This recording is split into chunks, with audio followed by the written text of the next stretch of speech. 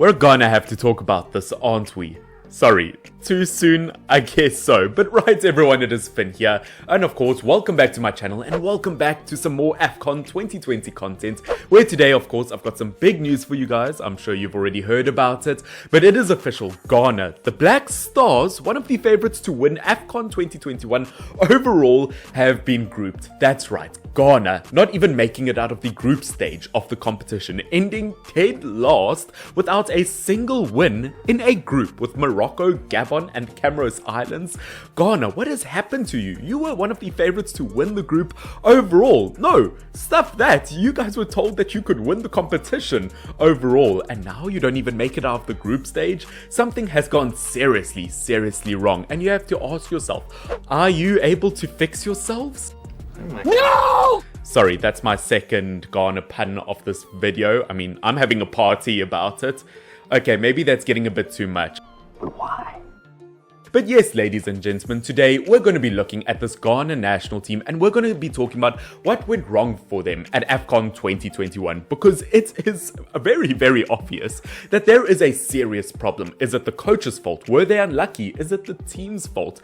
Because looking at Ghana in the competition, ending dead last in their group with 1 point behind the Comoros Islands that had 3 points. I mean, it's not like Ghana were even in it in terms of points. I mean, even if they ended up winning the game, they relied on the fact that Gabon had to lose to Morocco. There were so many variables about this, and at the end of the day, you just have to say it, Ghana were not good enough in this competition. I mean, heading into the competition, 3, 4, 5 days before the competition began, let's not forget, they lost 3-0 to Algeria. Yes, although Algeria, one of the top African nations in the world, you still cannot get results like that, especially because looking at Algeria, they've been dreadful so far this competition. Looking at the games within Afcon 2021, looking at Ghana, they lost 1-0 to Morocco, they drew 1-1 to Gabon, and they lost 3-2 to the Comoros Islands. Something has gone seriously sour and seriously wrong for Ghana. And once again, you have to ask the question, were they unlucky in this competition?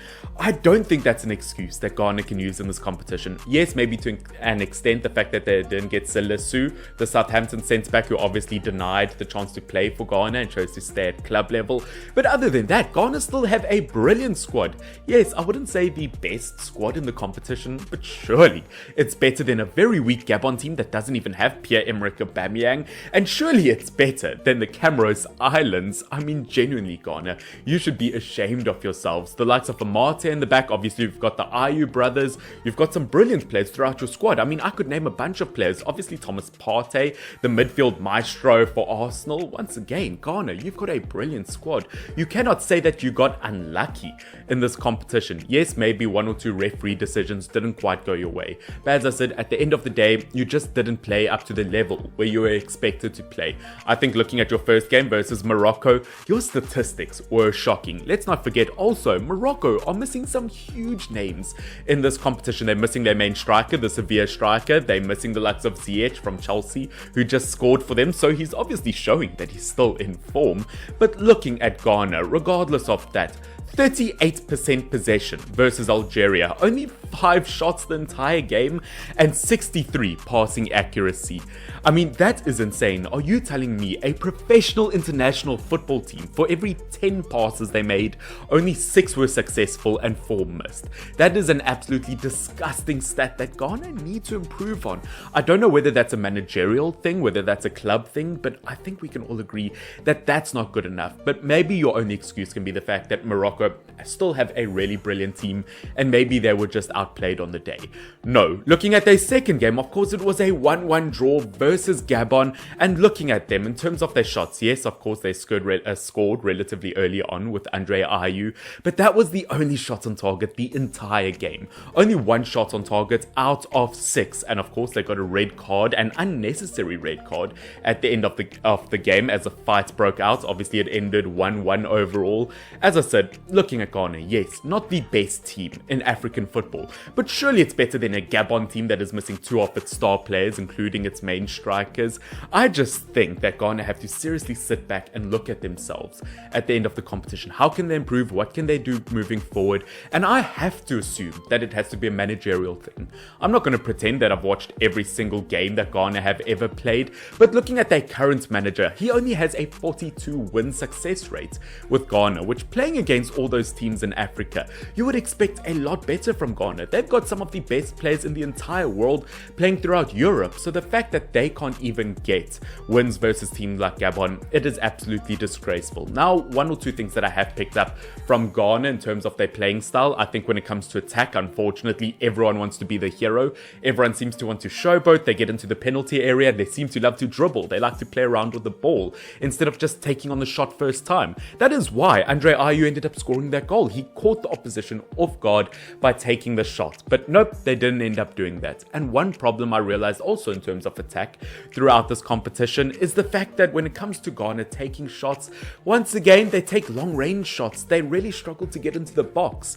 So once again, whether that's a creativity thing, whether that's just a lack of quality, it needs to be sorted out. So to not even be able to get into the box to take those opportunities versus a team like Gabon, once again, you would expect a lot better. Extremely wasteful up front. As I said, everyone tried to do some sort of skill moving forward, and I realized that in all three games Ghana played. And in terms of defense, even when it was in the early minutes of the game, when there wasn't pressure to get a goal, I mean, Ghana's defense just absolutely disappeared. I feel like every single counter-attack played against Ghana in this competition, it was just an open field. Ghana struggled to get back. They didn't have that pace to get back, and that is why they conceded so many goals. And as I said, a fight breaking out at the end of the game, obviously a red card, you're missing a key player for the next game. Once again, very, very selfish play, and I don't know whether that's going to be a theme that we're going to pick up for all of these games. As I said, a lot of wasteful skill up front, obviously in terms of everyone wants to be a star, obviously lots of fights, lots of cards. I mean, in terms of fouls, looking at Ghana, they've had 65 fouls throughout their three games that they played. That is absolutely atrocious. So it's not obviously just the attacking fault, but when it came to defensive areas, when Ghana tried to put pressure on, they just gave away silly fouls. They gave away too many set pieces to their opposition. So it really is a question of both attacking and defensive ability for Ghana in these games. As I said, I think it's actually almost absolutely everything to blame for them. Yes, maybe luck played one or two roles in this competition, but it was a lack of quality from the manager, from the players. Absolutely everyone should get the blame for this. I definitely don't think it's one single target that you should blame. And of course, if that wasn't bad enough for them, I mean, their star player, I think the player with almost the best quality in terms of attacking possibility, Ayew gets a red card within the 20 whatever minutes of their final game versus Comoros. I mean, if that wasn't just a shot to the back, I don't know what will. Obviously, there are going to be a lot of questions of whether Ayew should have gotten that red card. I think it could genuinely go either way. Yes, I know he didn't quite make contact. He didn't kick the player in the face, the goalkeeper, when he dived in. But at the end of the day, we've seen those being given as red cards in the Premier Leagues and in other leagues. It was a reckless tackle. He could have seriously injured the goalkeeper. Yes, I know he didn't, but it's the intention that follows behind it. So as I said, it could have gone either way. But as I said, just a reckless kind of tackle that didn't need to be taken at that point of the game. There was no pressure within the first 20 minutes of the game.